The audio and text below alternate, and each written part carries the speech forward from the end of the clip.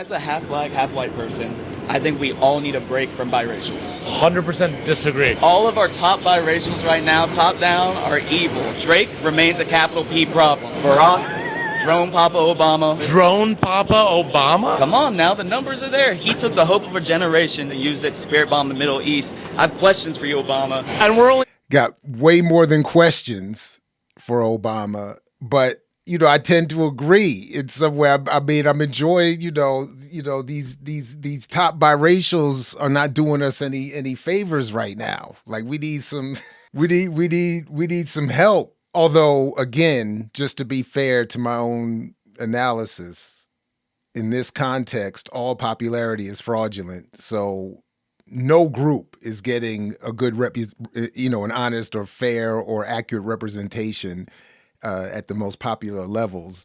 But as this is going for we biracials, this is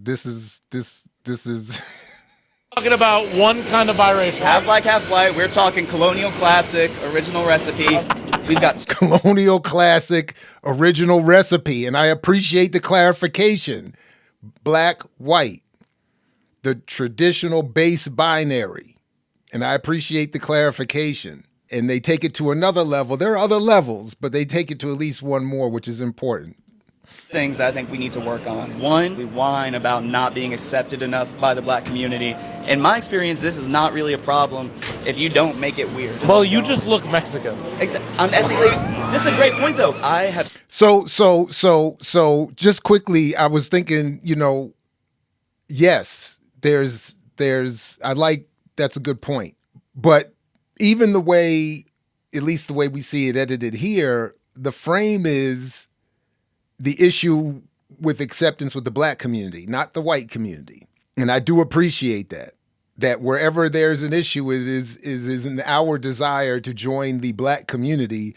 Why? Because of what we're running from. Because we know in which direction to run. So if there's any issue that needs to be dealt with, it's there, not with the white.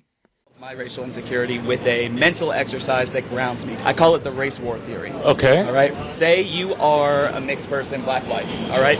Race war breaks out tomorrow, and I'm talking 1 seed, 2 seed, black v white. Okay. Right? What team do you think you're going to be on? Me, I'm joining the black team. You're going to be on the black team. Right? Great. The whites aren't taking you. Oh, the default. I'm talking about getting drafted in the race war. You're going to be on the black team. Find solace in that. This is honestly my second point as biracial. So my only issue with that, not that I disagree, is the increased, encouraged effort that has been made and is being made to have the black community stand at the door and say no as we show up during the race war. Because I have always had something very similar.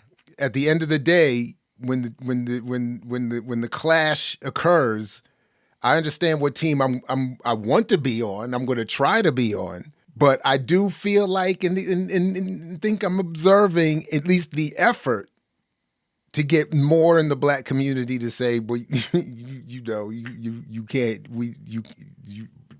you're out of luck. But again, we know which way to run. At least these gentlemen and I know which way to run. But we have to be aware of how we look and how we present, and that's got to form how we participate in any discourse, right? Because look, like, do I experience racism? Have I experienced racism? Of course. But it would be disingenuous of me to posture like I have the same day-to-day experiences as a dark-skinned black person. It's just not the case. That doesn't mean that I'm not invited to the cookout. I'm at the cookout, but I need to be focusing on the side dishes. You're just bringing potatoes? I'm bringing mac and cheese. You're bringing collard greens. Woo. Wait, so which one of your parents? So I have to. I like you said you got to focus on the side dishes. That's shout out to Eve and the few of you who sent me this lately. I appreciate it. I've really enjoyed watching this, and yeah, I was trying to think because this is where I was thinking we need another layer of the particulars. They're about to get to another important one, but like what I would bring, like the bagels and lox. Black and which one's white? It doesn't matter. It does matter. I'm black dad, white mom. Sorry, y'all. Why is that a sorry? Black dad, white. I know. I've had this similar experience. It does matter, and yes, black dad, white mom, and again, similar apologies. Mom has a certain reputation in the biracial community. Black mom, white dad, Pretty cool. pretty cool. That's pretty cool. And look, it's not all bad. We got a lot of good. I don't know about pretty cool, but definitely cooler and much more accepted. And then and then, you know, obviously part of it, at least, is the major part of it, obviously, is that the mother is the carrier of the child at the end of the day, the deliverer, the carrier, and more likely to be the primary parent. Making the connection with the community in some ways more natural, especially when there's a single parent situation and the father's not involved. If the white father leaves, in terms of the relationship with the black community, it's not an issue. If the black father leaves, it leaving the white mother with the child and the black community, that's a very different situation. And white women in the black community stereotypically, and obviously put it in the comments, stereotypically do not have the best relationships. Difference is important to note, and I think they get it largely right here.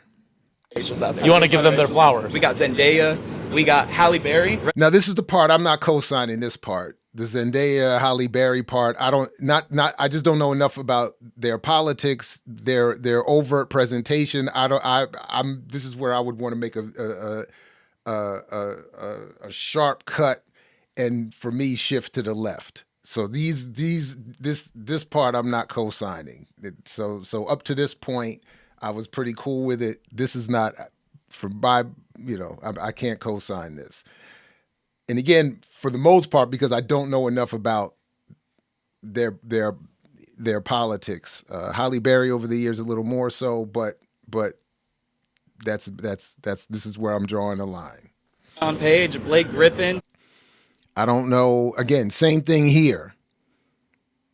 Is it Blake Griffin just because he made it to the NBA? I don't know. So, like, I would have to know much more about who, and I don't know Jean Page, so forgive me. I just, but so again, I'm just delineating by, all right. There's a lot of good biracials out there, and a world full of Tamaras, be it Tia, okay? I wasn't aware of all okay, of this I discourse, but I'm glad I'm now tuned in. So this was pretty cool. I appreciate this. And I'll put the link to it in the show description if any of you haven't seen it, want to see and follow the people that put this together, I'm not mad at it, at least as a premise, as a starting point.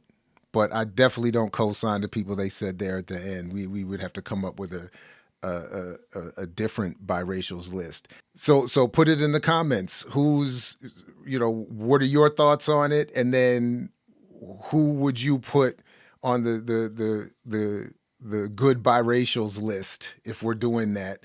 And while at least being clear from my standpoint that where they started with Obama and Drake, and I'll put the link in the show description to a very old commentary that I think holds up about Obama and Drake that I did for Black Agenda Report back in the day, warning of the dangers of a depoliticized approach to this very subject. I mix what I like, what I like, what I like, what I like, what I like.